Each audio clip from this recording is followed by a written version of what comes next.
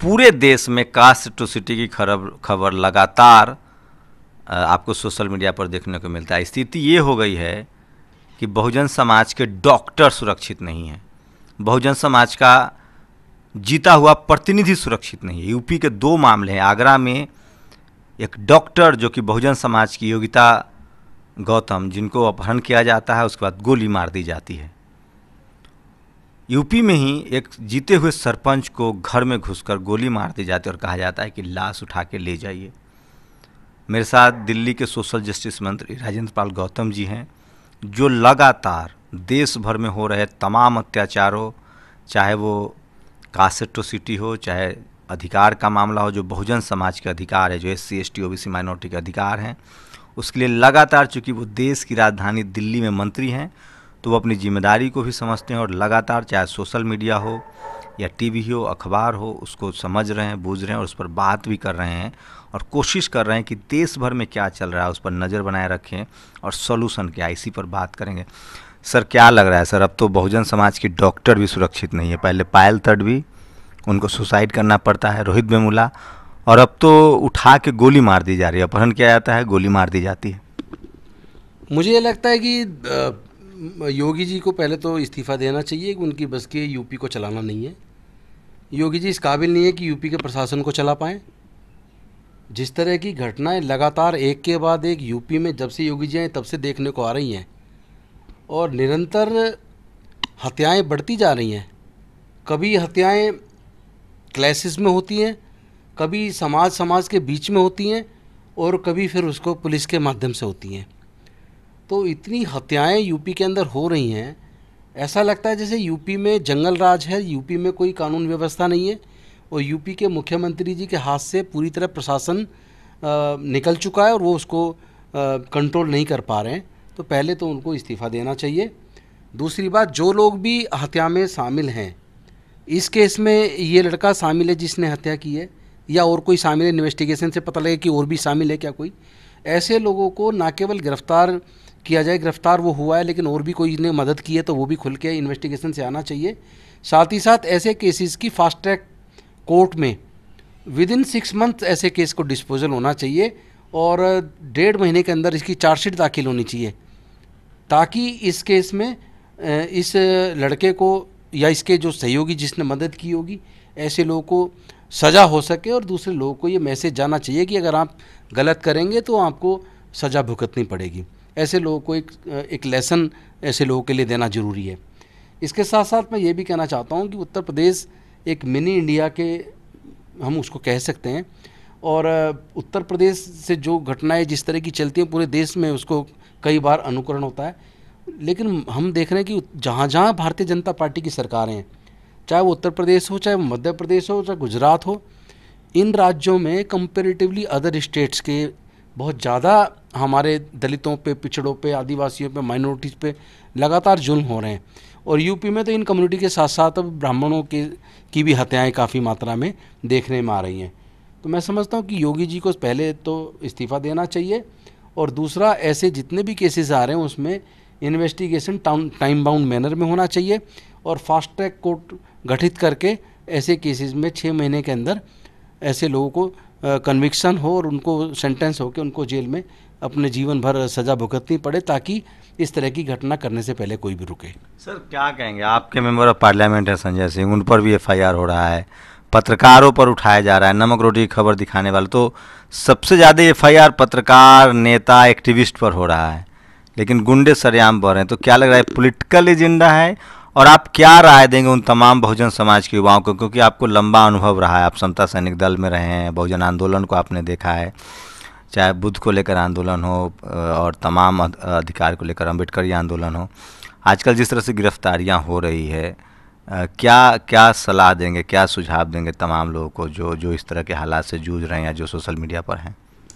आपके इस प्रश्न से पहले तो मुझे अभी 2 दिन पहले हमारे देश के जो HRD मिनिस्टर हैं निशंक जी, उनका वक्तव्य याद आ रहा है। उन्होंने बड़े सारे इंग्लिश के टर्म यूज़ किए कि हम ऐसा बनाएंगे, इनोवेशन करेंगे, नए आइडियाज़ लाएंगे, नई शिक्षा नीति ला रहे हैं हमने जो बनाई है, और उसमें क्रिटिसिज्म के लिए भी अलग स्थान है, उसमें धैर्य भी होना चाहिए।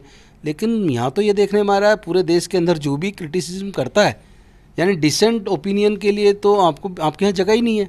जो भी कोई व्यक्ति आपके कार्य से सहमत नहीं है, आपकी नीतियों से सहमत नहीं है, और अगर वो केंद्र सरकार की या भारतीय जनता पार्टी शासित सरकारों के सीएम के नीतियों के खिलाफ आलोचना करता है या अपना कोई वक्तव्य उसके खिलाफ देता है, तो आप उसको उठा के जेल में डाल देते हैं, उस पर रासुका लगा देते हैं, तमाम तरह की धाराओं में उसको बंद कर देते हैं।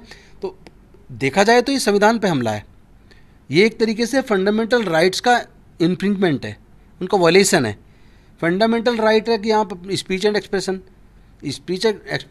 With in some certain reasonable जो लिमिट्स जो है वो तो सबको भारत का संविधान देता है। अगर आप उसको क्रिटिसिज्म पे भी उस पर मुकदमा दर्ज करके बंद कर दोगे तो एक तरीके से देखा जाए तो देश के प्रजातंत्र को ख़त्म किया जा रहा है, देश के संविधान को लगातार हमला किया जा रहा है। और ऐसे में हमारे माननीय सर्वोच्च न्यायालय और उच्च न्यायालय की जिम्मेदारी बन जाती है कि वो ऐसे मामलों में संज्ञान लें। लेकिन हमारे सर्वोच्च न्यायालय और उच्च न्यायालय के माननीय जजेस का मूक दर्शक बने रहना, ऐसे घटनाओं पे संज्ञान लेके सुमोटो एक्शन ना लेना, या ऐसे इशूज़ पे जो रवैया वो इख्तियार करते हैं वो निश्चित तौर पे बेहद शर्मनाक है। उनसे जो अपेक्षा की जाती है न्याय की, ऐसे में अगर वो लोग संज्ञान लेके एक्शन लेंगे, सर्वोच्च न्यायालय लेगा, उच्च न्यायालय लेगा, तो उसके प्रति जनता का भरोसा भी बढ़ेगा, देश की कानून व्यवस्था पे जनता का भरोसा बढ़ेगा। ऐसे केसेस पे जब चुनी हुई सरकारें फैसला ठीक से ना लें, जब चुनी हुई सरकारें फंडामेंटल राइट्स का वायलेशन करना शुरू कर दें, ऐसे में निश्चित तौर पे माननीय सर्वोच्च न्यायालय और माननीय उच्च न्यायालयों की जिम्मेदारी बढ़ जाती है। संजय सिंह पर जिस तरह से एफआईआर हो रहा है उसको लेकर क्या प्रतिक्रिया है सर आपकी? मैं समझता हूँ कि ये एक बहुत ही प्रदूषित मानसिकता का परिचय उत्तर प्रदेश का प्रशासन और वहाँ की सरकार दे रही है। उनको ये समझना चाहिए कि माननीय संजय सिंह जी हमारे राज्यसभा के सम्मानित सदस्य हैं, और सम्मानित सदस्य होने के नाते लोगों की दुख दर्द को, उनकी बात को उठाना उनका कानूनी दायित्व है। उनका एक सांसद होने का दायित्व है कि वो लोगों की परेशानियों को उठाएं, उनके मुद्दों को रेज करें। अगर ऐसे उसमें सरकारें बदले की भावना से, राजनीतिक द्वेष की भावना से इस तरह के केसेस दर्ज करके और उनकी आवाज़ को दबाने की कोशिश करेंगी, या ये समझ लो कि जिसका शोषण हो रहा है उसकी आवाज़ को अगर कोई चुने हुए जनता के प्रतिनिधि उठाएंगे और उन पर इस तरह केसेस बना के उनकी आवाज़ को दफन करने की कोशिश की जाएगी, तो ये निश्चित तौर पे भारत के संविधान के ऊपर हमला है। और ऐसे मामलों में माननीय सर्वोच्च न्यायालय और माननीय उच्च न्यायालयों को सुमोटो कार्रवाई करनी चाहिए, क्योंकि चेक एंड बैलेंस ज़रूरी है। कोर्ट का काम केवल ये नहीं कि जो कोर्ट में कोई पिटीशन आती है उसी को सुने।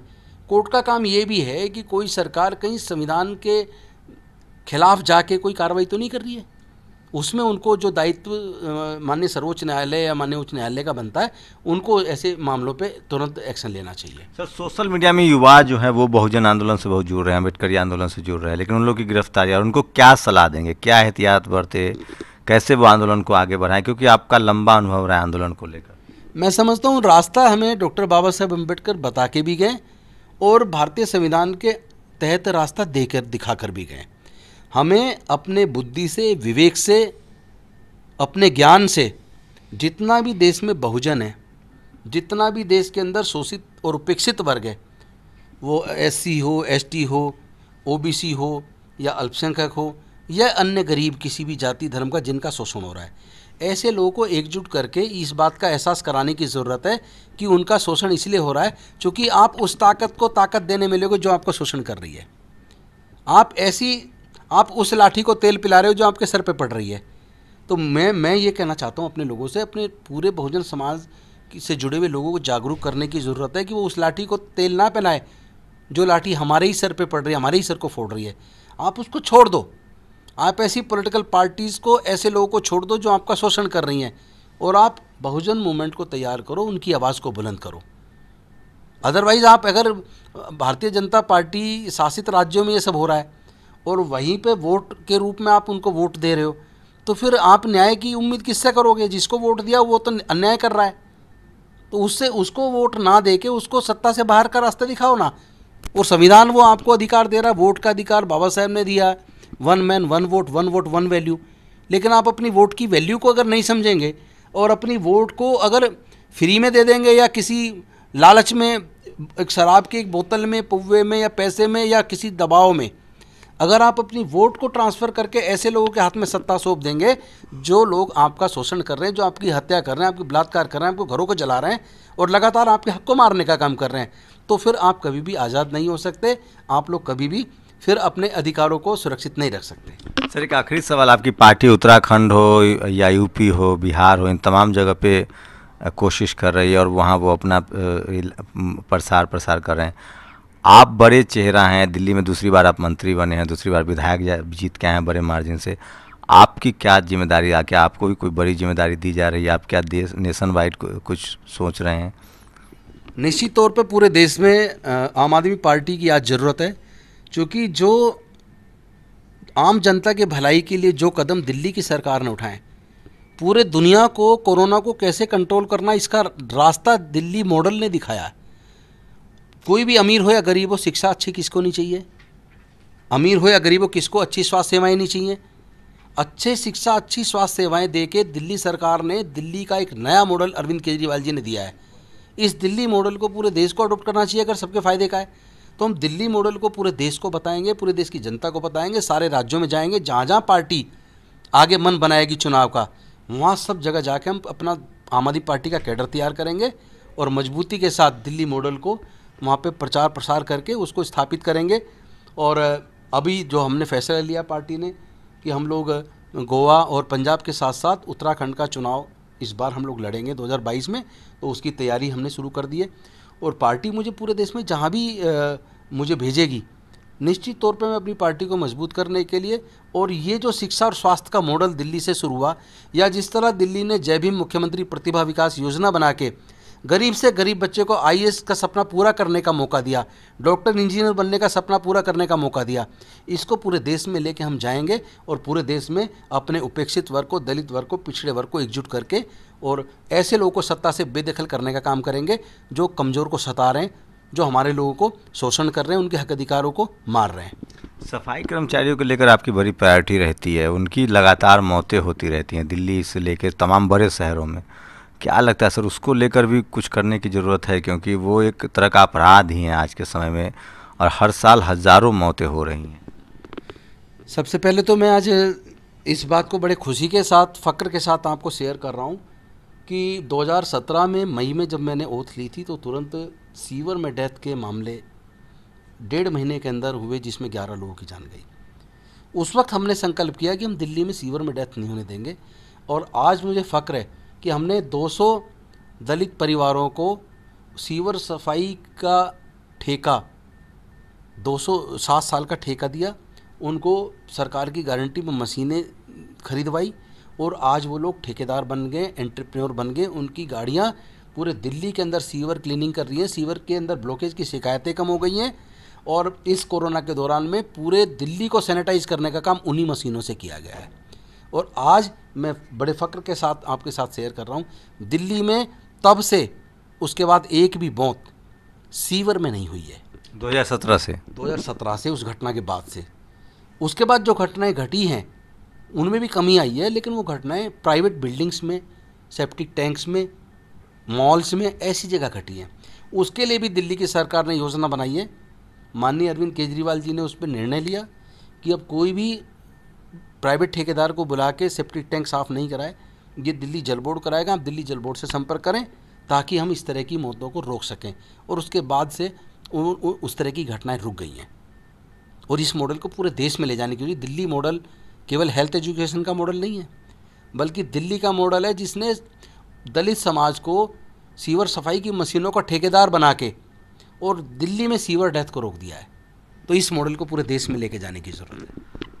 तो ये थे राजेंद्र पाल गौतम, जो दिल्ली के सोशल जस्टिस मंत्री हैं, दूसरी बार मंत्री बने हैं, दूसरी बार विधायक बने हैं, और जब आम आदमी पार्टी देश भर में अपना पैर पसारना चाह रहे हैं, उसमें एक बड़े चेहरा हैं और बड़ा चेहरा है। और हो सकता है कि जिस तरह से राजनीति चल रही है वो बहुजन समाज की तरफ से उनको बड़े लक्ष्य के लिए प्रोजेक्ट किया जाए। कैमरामैन तारा के साथ शंभू कुमार सिंह, नेशनल दस्तक, दिल्ली। जय भीम। नेशनल दस्तक की आपसे गुजारिश है कि अगर इसको बचाना चाहते हैं तो नेशनल दस्तक को सब्सक्राइब करने के लिए रेड कलर के सब्सक्राइब बटन को दबाएं, फिर बेल आइकन की घंटी दबाएं। नेशनल दस्तक को बचाने के लिए बहुत जरूरी है कि हर खबर को शेयर करें, लाइक करें, कमेंट जरूर करें।